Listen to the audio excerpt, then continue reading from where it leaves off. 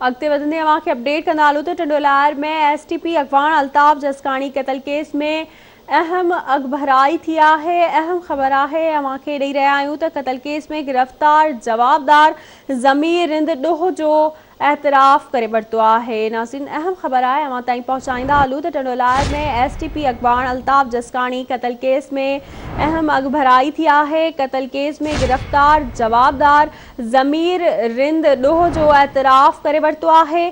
जवाबदार ज़मीर रिंद पुलिस अॻियां जांच दौरान अहम इंकशाफ कया आहिनि।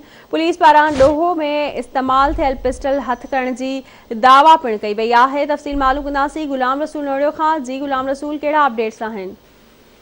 जी बिल्कुल संजा, टंडोलायर में एसटीपी वाइस चेयरमैन अल्ताफ़ जसकानी के कत्ल में जो है अहम अगवाई कई थी है। पुलिस पारां दावा कई वही है गिरफ्तार जवाबदार जो है ॾोह जो एतराफ़ करे वरितो है।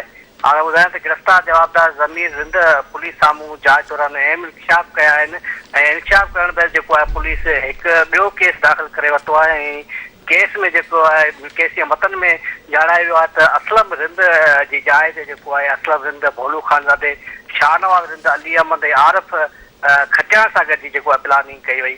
हाणे ॿुधायां त अल्ताफ़ क़तल केस में जो गिरफ़्तार जवाबदार आहे ज़मीर रिंद पारां जेको आहे एतराफ़ कयो वियो, पुलिस जो दावा कई आहे त उन एतराफ़ कयो आहे त असलम रिंद ऐं भोलू ख़ानज़ादे सां गॾु अल्ताफ़ जसकानी खे जेको आहे गोलियूं हणी ऐं क़तल कयो।